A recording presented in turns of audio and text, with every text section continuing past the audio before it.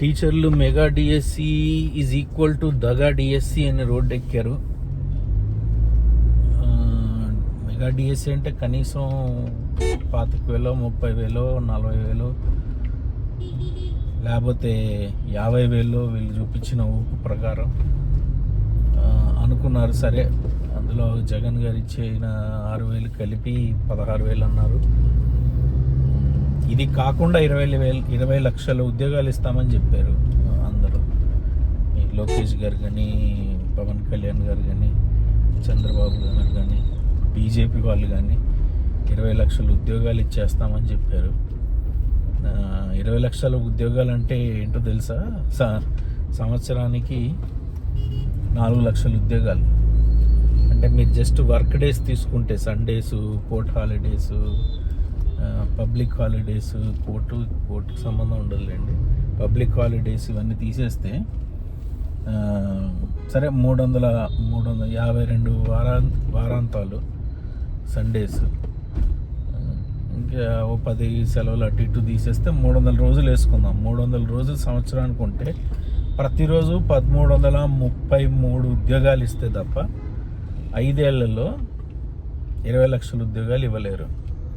So ఇప్పుడు వాళ్ళ అధికారంలోకి వచ్చి ఆల్రెడీ నెల అవ్వబోతుంది. అంటే నెలకి 40,000 ఉద్యోగాలు ఇవ్వాలి వాళ్ళు.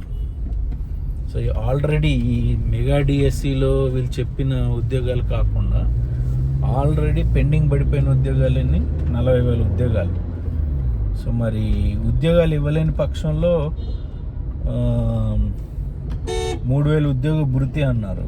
మరి ఆ 20 లక్షల మందికి 3,000 నిరుద్యోగ భృతి కూడా ఇవ్వాలి కదా, అది ఇవ్వాలి. ప్లస్ వీళ్ళు